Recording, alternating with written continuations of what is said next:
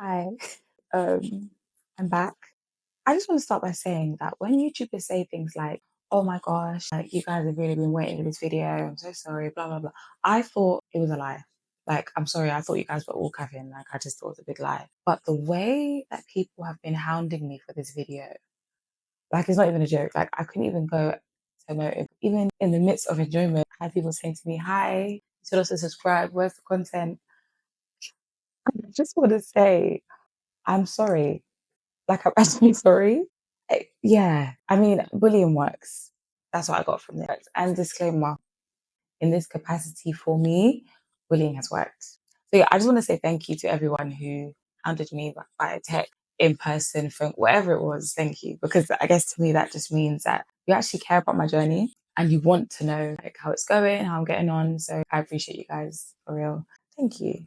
Let's get into why I disappeared.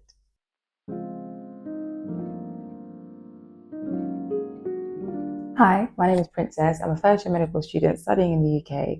I feel like I disappeared for a little bit because medicine has been a little bit overwhelming, a little bit, I say. And to be frank, I just didn't feel like sitting in front of a camera and being like, oh my God, this school's great. Like, go through applications in now. I've had so many ideas, just different things that I wanted to say and put out there, but I've had so much work to do. And then just the thought of sitting here and like, I didn't have it in me.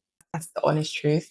And my main thing with this channel was to like motivate people and show you guys that this is possible. I didn't want to come on here and be fake. And yeah, truth, I just thought that if I was to come on here and like speak negatively, that might deter people or put people off and be like, that's not what we came here for. And I was really worried about that. But I said I'd give you guys the real. And so I'm here to give you guys the real. And so, yeah, I want to talk about 10 things that I've learned so far, or 10 things I wish I'd known before starting med school as a mature student. So we're going to get into it. And if I keep looking down at my iPad, it's because I've written all things down here and I want to keep checking. The number one is medicine is hard for different reasons. And like, I'm sure everybody knows medicine is hard. It's one of the hardest degrees that there is. But I think a lot of people see it as hard because of the content. But that isn't what I've found. Like, of course, like I feel like if you have a love for science and you decided to apply for medicine anyway, you have an interest in these subjects. And I feel like interest is what kind of propels you through. But for me personally, the reason that I found medicine is hard is the workload. It's actually not a joke. Like, I plan to do a video talking about how like my med school kind of structures learning, but a kind of a brief idea is like, for example, content is released online on a Wednesday. You get, for example, 7 to 8 lectures to watch, and you need to watch them by kind of the next week. And there'll be like specific lectures you need to watch online for the in-person lectures. So, for example, you might need to watch lectures 3 and 4 for the lecture on Monday or the lecture on Wednesday, whatever it is. And that's constant. That's constant. And that struggled with things like CBL and clinical skills and lab. So that is the hard part about medicine, I would say. It's just juggling all of that stuff and then still having a life outside of it. Because I speak as a mature student, like I know other mature students, there are people that have families, there are people that have kids, and there's other responsibilities. And that's not to say you don't have responsibilities at 18 or 19, but there are generally more responsibilities you have as a mature student. So I think that that's something to consider. Like, it's heavy. It is heavy. And I think that is what makes med school hard. I had a conversation actually with one of the professors. This was before I actually joined the university. I think I was at an open day or something. And she said to treat med school like a degree, like a 9 to 5 job. And I think that is the ideal because when you have a 9 to 5 job, you can't leave. Like, those are the hours that you're doing. And I think you have to treat medicine like that in, like in that way, and just see it as, I need to get this done. So I'm going to block out these 8 hours, or whatever it is, and just get the work done. See, that works in an ideal world, but obviously life happens and that doesn't happen every day. So I think that's the hard part. Um, that kind of segues into my next point about organization being key. Like, you need to be organized or you will struggle because, again, things are very fast paced. Everything moves really, really fast. And I'm very much a perfectionist. And it's almost to a fault sometimes because I want to get things perfect. I want to know everything.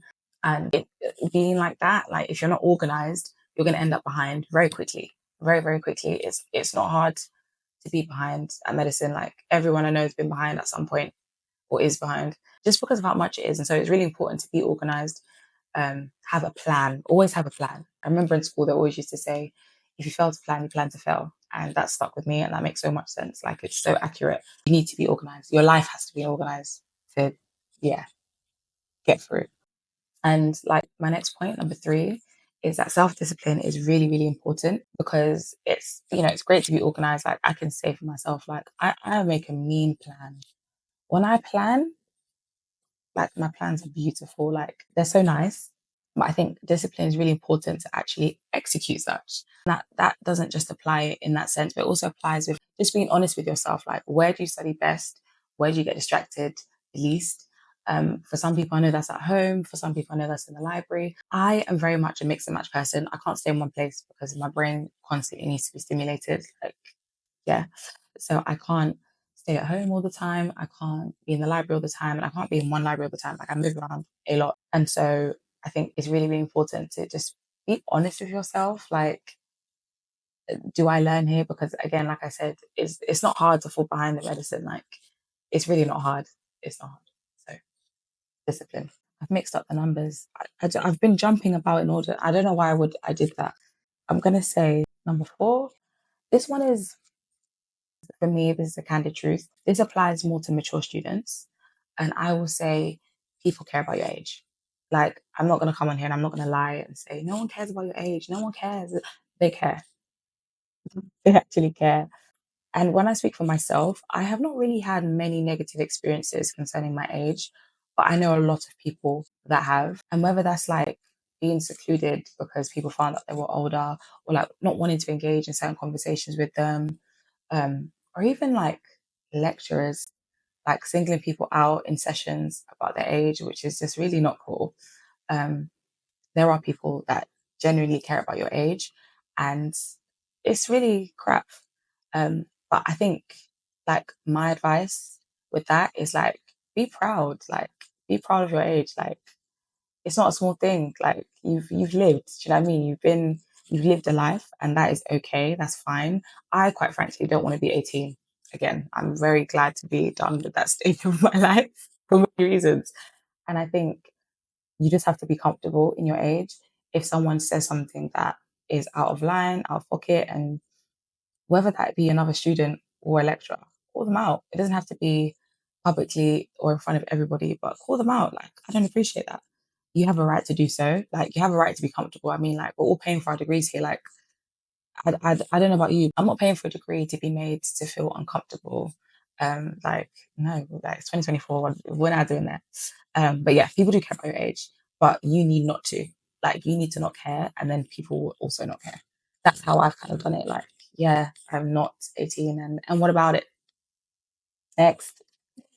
So, um, number five, and this for me is a really, really, really important one. Friends matter. Like, friends at med school really, really matter. And I have come across some people that are just like, yeah, like, just gonna like go through this on my own and stuff. And I'm just like, I don't really understand that. I just feel like medicine, like med school, like, is really hard. Like, it's already hard. And I think that by trying to do the journey by yourself without finding like-minded people to kind of do the journey with you, you're just making it harder for yourself than you need to. Like, I think it's really important to have a community of friends that understand what you're going through. If it's as a mature student, like, try to find some like other mature students, but mix and match. Like, I've got friends who are 18, 19. I've got friends who are in their 30s. Like, I've got friends across the cohort, like different ages. And I think it's really important to mix because you learn so much. I think it's really important not to seclude yourself as well to a single group, because listen, different people got resources, different people have different experiences. Like, even like people who are younger, like, have really good points to add. There's certain things from A level that I do not remember. Like, it's gone. When were my A levels done? Like, don't ask me. It was a long time ago.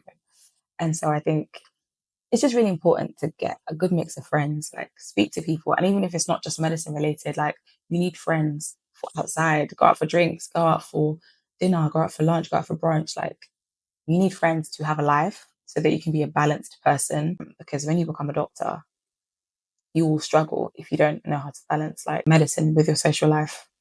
Very important, very key. Number six, I think I should write number six. Other people are going through it too, is what I've put down. And I'm going to give some context to that. In that, like, I spoke a little bit in the beginning about how I was feeling really overwhelmed. I'm feeling really overwhelmed, and like medicine is like a weight a lot of the time. Um, and it kind of links into my point about having friends. I feel like it's in med school, it's really hard to tell sometimes, but there are other people going through the exact same thing as you. There are other people who are also behind, struggling with the workload, or maybe don't even understand a certain topic, or struggling to grasp something. And it's not just you. Um, I think like with medicine, like with life, we speak a lot about imposter syndrome and people like struggling to feel like they belong or like they're supposed to be there. And like it's just really important to remember that you're not the only person feeling that way. And I think that gives you a sense of relief, just knowing that other people are struggling too. Like medicine is hard for everyone. Like it doesn't matter how smart you are. Like you're going to struggle in one area or another, one year or another. And I think again, it goes back to my point, like making friends, speaking to people, and you will find out that other people are going through similar things.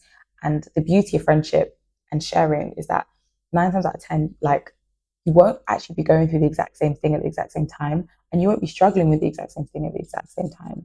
And so you're able to share with each other, learn from each other, benefit from each other. Um, so just bear that in mind. Like, don't isolate yourself and feel like you're the only one going through it because you are really not. I learned that. Like, you're not. Take it from me. And I will follow that on to say that this could be perceived as a negative one, but like it's just facts. I think it's facts, and that is that not everyone has your best interest at heart. They don't. Like they don't. Like medicine is notoriously competitive. Like to get in, most people know how competitive it is to get in. Like there's so many stages. Again, video coming. But like there's so many different like things you need to do to get in the first place. And of course you've got your interview and everything. So I feel like a lot of medical students are in competition mode, like, and they stay in competition mode. And like, unfortunately, that leads to some people not being genuine. And I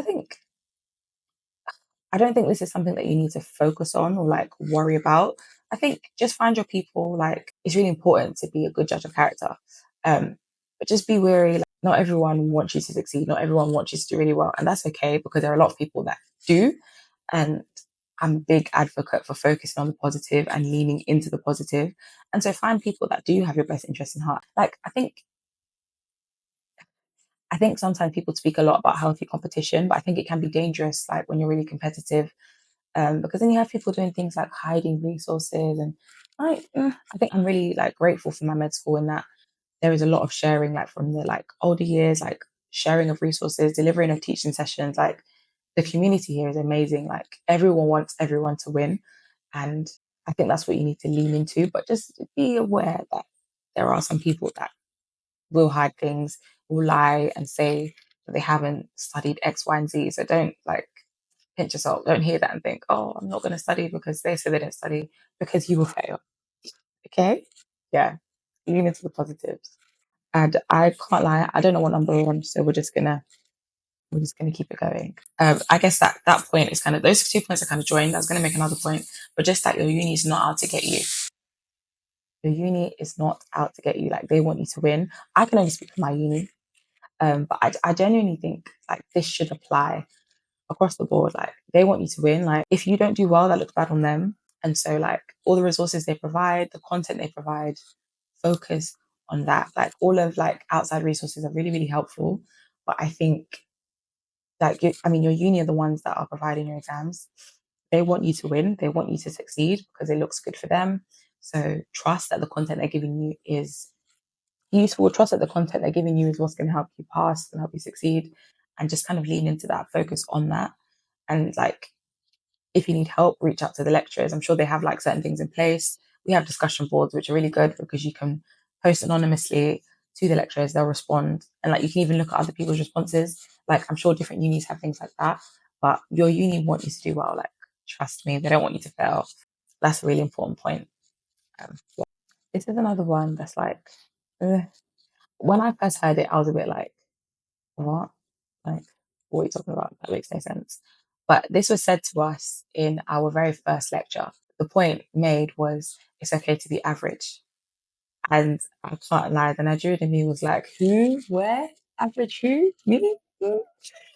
But like over time, it's really resonated with me. And I see the importance of that statement because I think everyone that's coming to med school, like most people, like for example, if you've come in at 18, you were like the smartest in your year, you were getting A stars, you're doing really, really well.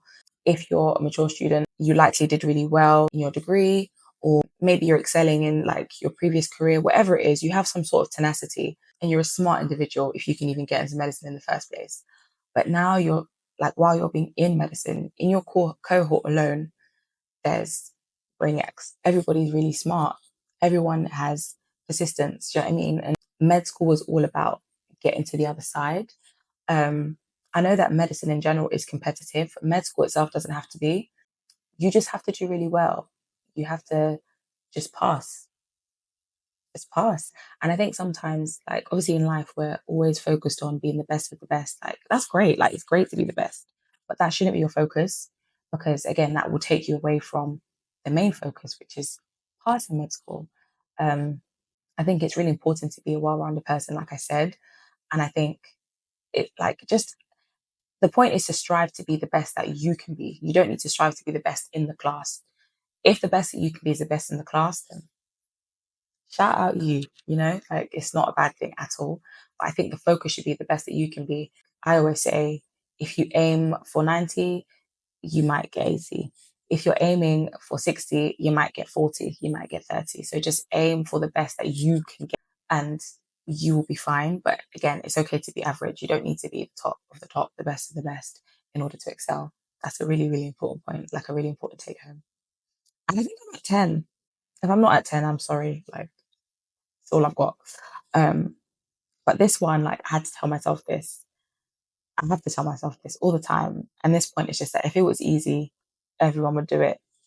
And it's as simple as that. If it was easy, everyone would do it. There's a reason why it's so hard to get into medicine. There's a reason why not everyone wants to be a doctor because it is hard. The degree is hard. The career is hard. Like, there's so much that we hear about even now, like, what's going on with the strikes and their pay. Like, it's a lot. It's hard. And there's a reason that everyone doesn't do it. But if it was easy, like they honestly would. But yeah, that's just the point I wanted to get across. That's the take home because that point has meant a lot to me. And just realizing that it's hard for a reason. I mean, I wouldn't want a doctor who didn't have to really study hard in med school. I wouldn't want a doctor who didn't have like maybe hard boundaries to get through or high hurdles. Do you know what I mean? Like I think if we're thinking about doctors that have had to treat us, that have had to treat family members, you want to know that they know their stuff. You want to know that they've worked really hard to get to where they need to be. And I mean, that's why they should be paid fairly. That's a conversation for another day. But essentially, yeah, med school is hard. It is. Like it is. And that's okay. There's a million resources out there. Like you're not the first. I'm not the first to go back to university as a mature student, as a graduate. And I'm not the first to study medicine. Like it's hard. Yeah. So I feel like we just come to terms with that and keep it stepping. Yeah, those are my points. But I just want to say like, yeah, I am enjoying this degree. I don't know like if those points have come across like really negative. I hope they haven't. I am really, really enjoying this degree. I'm really grateful to be here because I prayed and worked to be here. And so I am like super grateful to be here. Like I'm so grateful. But again, I just want to be honest. I want to be real. I don't want to come here and just feed you guys candy because that's not what you came here for. Um, yeah. Thank you for watching. I feel like I have loads to say. I need to get through the next one and I will. God's grace. But yeah, thank you for watching and for riding with me, even though I only released the video now. I love and appreciate you guys, and I will see you in the next video. Bye.